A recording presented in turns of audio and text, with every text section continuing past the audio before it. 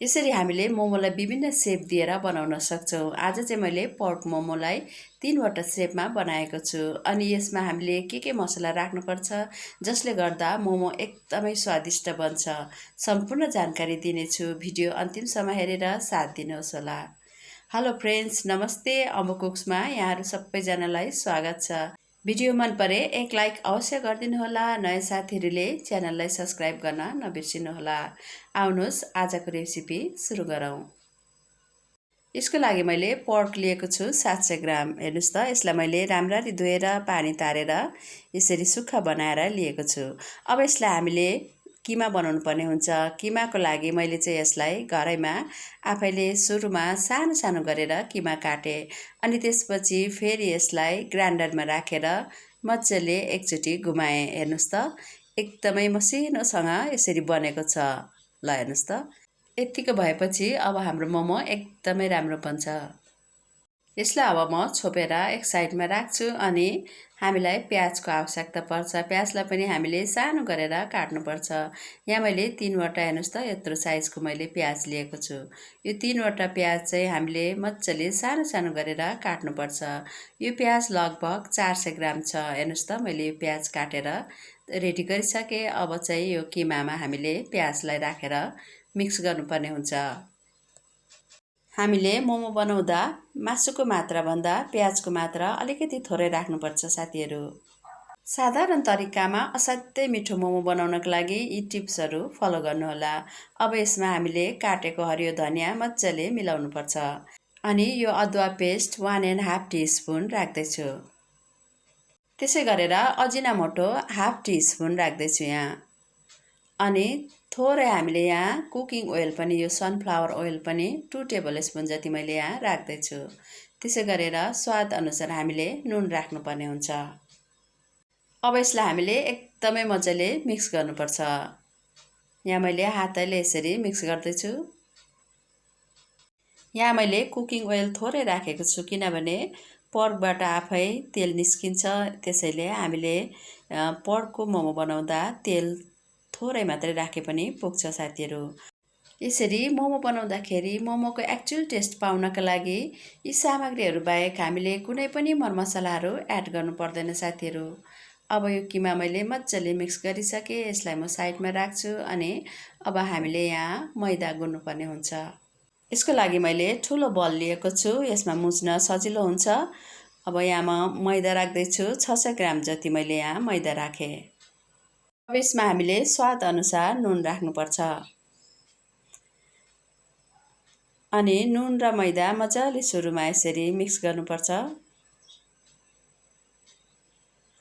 नुन र मैदा राम्ररी यसरी मिक्स भइसकेपछि अब यसमा हामीले थोरै थोरै गर्दै पानी राख्दै यसलाई मुछ्नुपर्छ।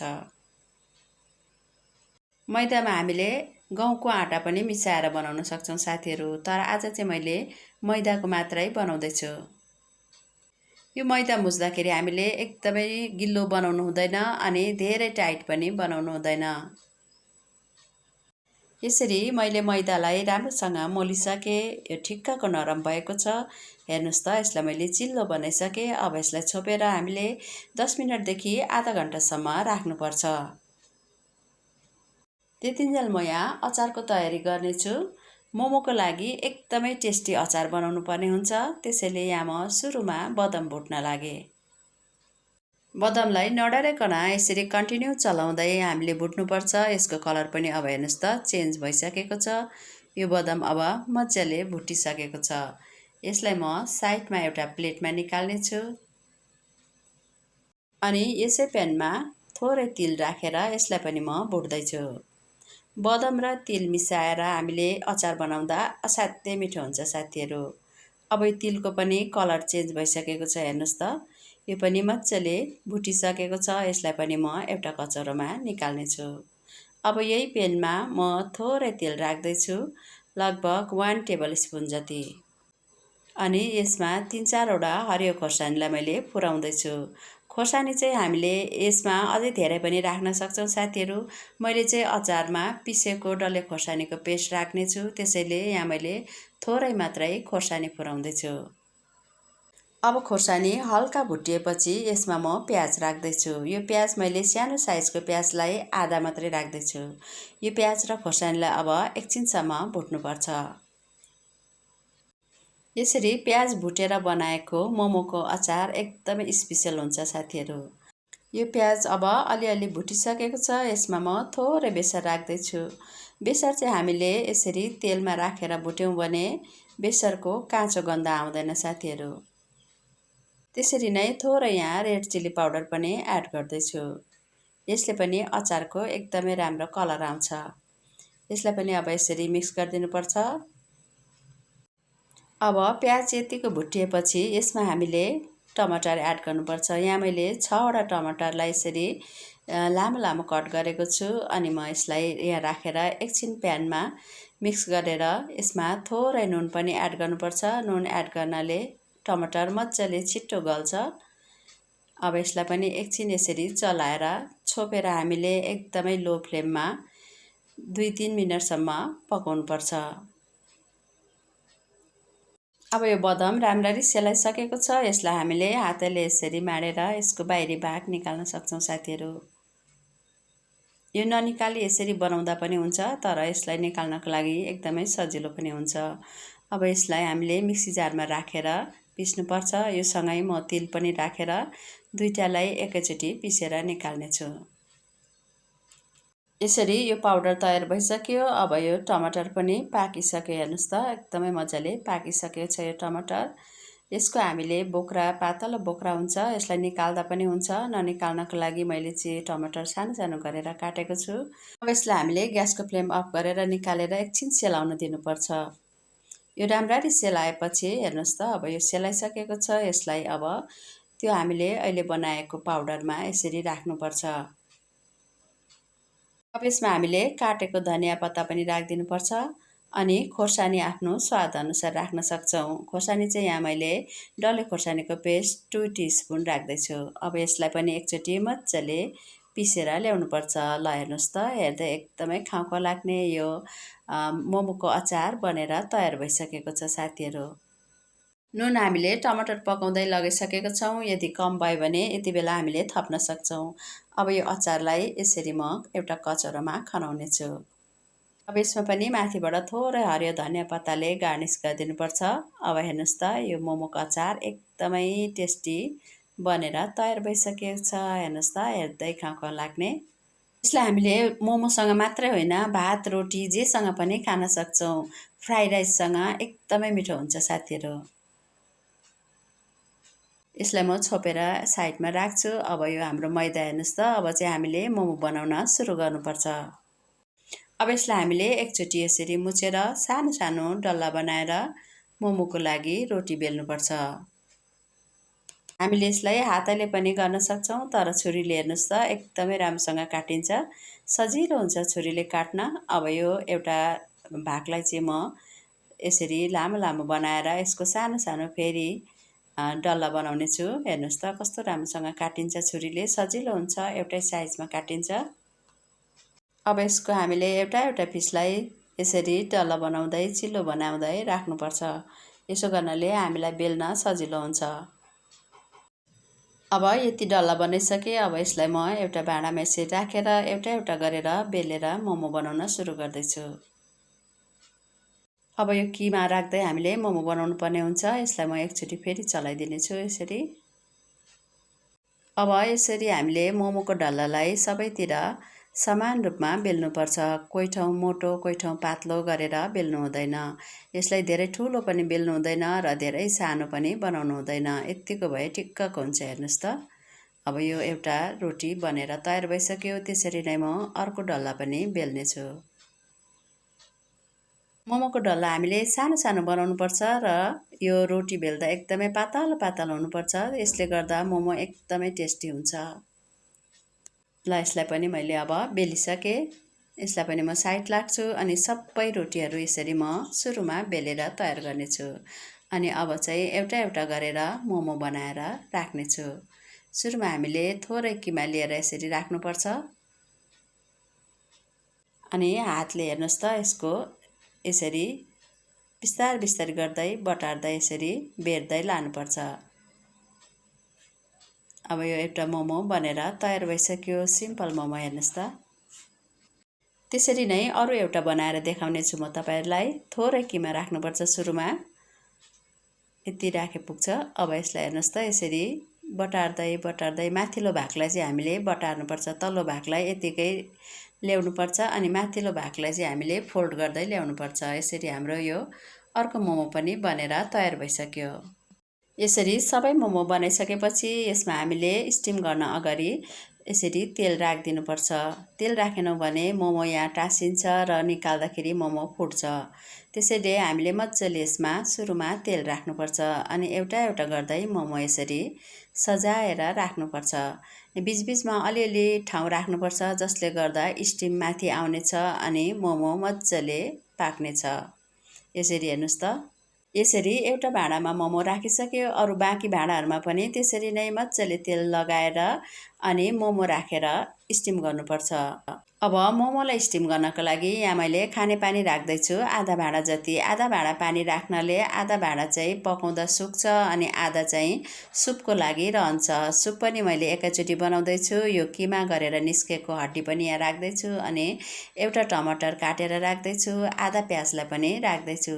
त्यसै गरेर आधा चम्चा अजिनामोटो राख्दैछु अनि थोरै मैले यहाँ नुन पनि राख्दैछु। नुन चाहिँ अहिले हामीले धेरै राख्नु हुँदैन साथीहरू।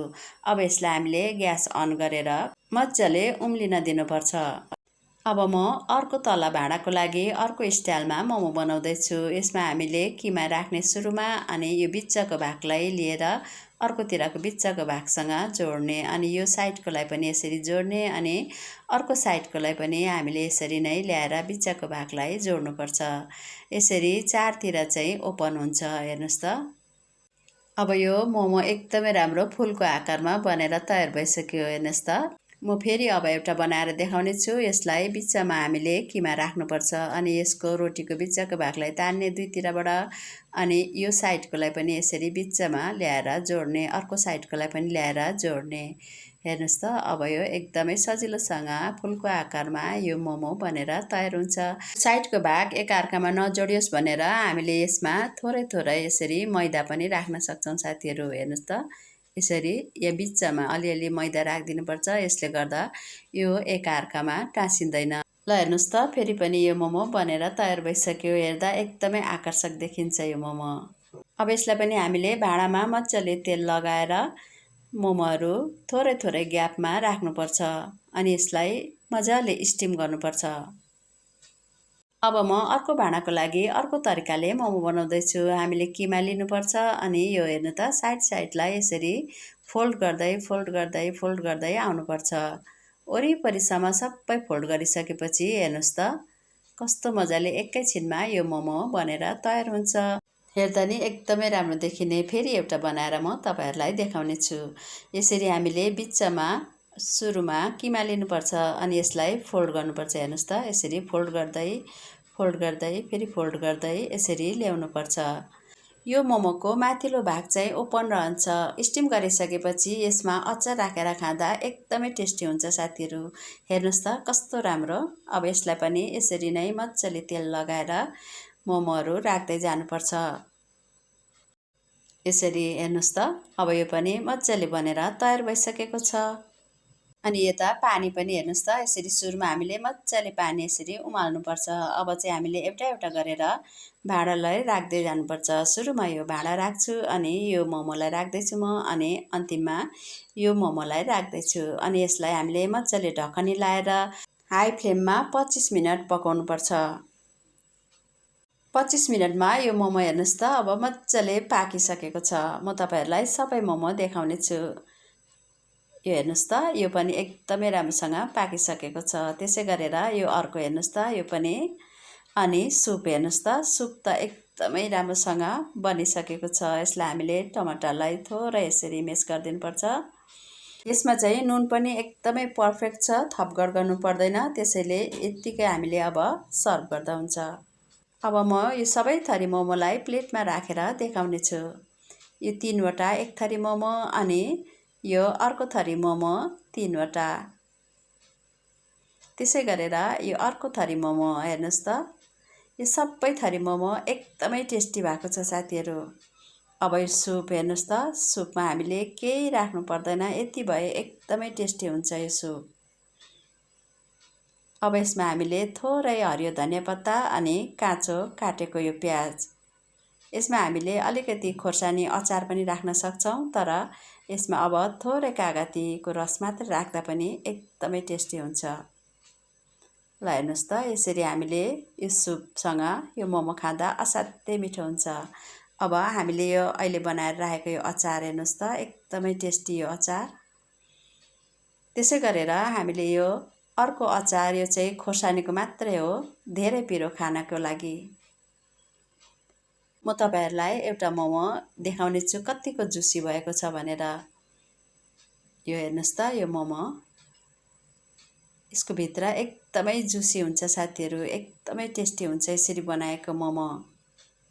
तपाईहरुले यसरी मरमसला नराखिकन बनाएर मोमो खानु भएको छैन भने अवश्य एकचोटि यसरी बनाएर खाने ट्राई गर्नुहोला। हेर्नुहोस् त। अनि अब यो चिसोको मौसममा सुपसँग खानुभयो भने त झनै यसको टेस्ट 2 गुणा बढेर जान्छ। भिडियो मन परे एक लाइक अवश्य गरिदिनु होला। नयाँ साथीहरुले च्यानललाई सब्स्क्राइब गर्न नबिर्सिनु होला।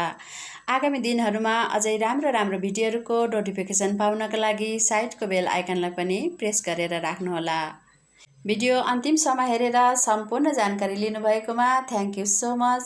मेरो च्यानल अम्बुकुक्समा यसरी नै जोडिरहनु होला। Happy cooking.